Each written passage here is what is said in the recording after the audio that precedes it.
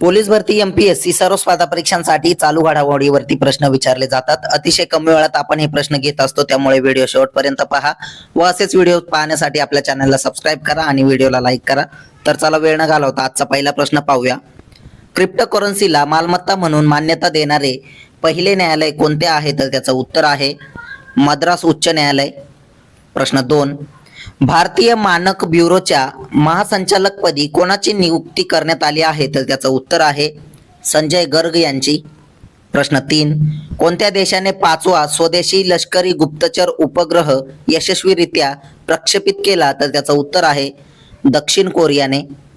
प्रश्न 4 पाहूया। कोणते चॅट जीपीटीचे पहिले एकात्मिक डिजिटल पेमेंट वॉलेट बनले? तर त्याचं उत्तर आहे पेपल हे। प्रश्न 5, भारतीय नौदलाच्या 40व्या मटेरियल प्रमुखपदी कोणाची नियुक्ती करण्यात आली आहे? तर त्याचं उत्तर आहे बी शिवकुमार यांची। प्रश्न 6, सामिया सुलुहू हसन यांनी कोणत्या देशाच्या राष्ट्रपती म्हणून शपथ घेतली? तर त्याचं उत्तर आहे टांझानिया देशाच्या। प्रश्न 7 पाहूया।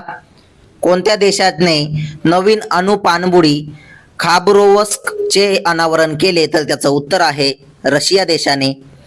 पोलीस भरती एमपीएससी सर्व स्पर्धा परीक्षांसाठी 100% या चालू घडामोडीवरती प्रश्न विचारले जातात, त्यामुळे नोट डाऊन सुद्धा करत चला। प्रश्न 8, विज्ञान आणि तंत्रज्ञान नवोन्मेष शिखर परिषद 2025 चे उद्घाटन कोणी केले? तर त्याचं उत्तर आहे नरेंद्र मोदी यांनी। प्रश्न 9, निधन झालेले चार्ल्स कॉस्ट कोणत्या खेळाशी संबंधित आहे? तर त्याचं उत्तर आहे सायकलिंग खेळाशी। प्रश्न 10, प्रसिद्ध झालेल्या स्वच्छ सर्वेक्षण 2024-25 अहवालानुसार भारतातील सर्वात घाणेरडे शहर कोणते आहे? तर त्याचं उत्तर आहे मदुराई हे शहर। प्रश्न 11, 42वी Indian Oil Servo Surjit hockey trophy कोणी जिंकली आहे? तर त्याचं उत्तर आहे इंडियन ऑइल मुंबई यांनी। प्रश्न 12, IIT कानपूरचा सर्वोच्च माजी विद्यार्थी सन्मान कोणाला प्रदान करण्यात आला? तर त्याचं उत्तर आहे ज्ञानेश कुमार यांना। प्रश्न 13 पाहूया। भारताने कोणत्या देशाला वेक्टर जनित आजारांशी लढण्यासाठी औषधे पाठवली आहेत? तर त्याचं उत्तर आहे अफगाणिस्तानला।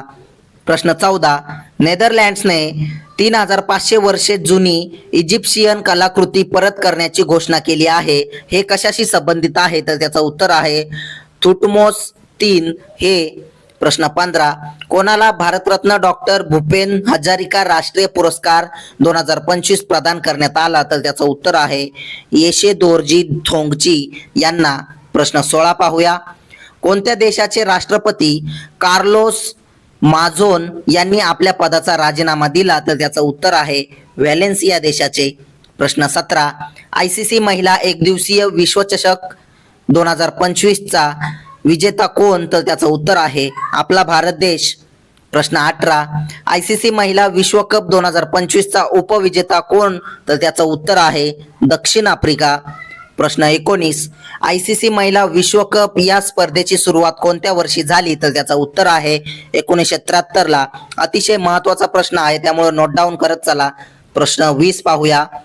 2025 मध्ये झालेली एक दिवसीय महिला विश्वकपची कितवी आवृत्ती होती? तर त्याचं उत्तर आहे 13वी आवृत्ती। प्रश्न 21, भारताने आतापर्यंत किती वेळा महिला विश्वकप जिंकला आहे? तर त्याचं उत्तर आहे 1 वेळा, म्हणजेच आता झालेले 2025 ला। प्रश्न 22, भारत किती वेळा उपविजेता ठरला आहे? तर त्याचं उत्तर आहे 2 वेळा, 2005 ला आणि 2017 ला। प्रश्न 23 पाहूया।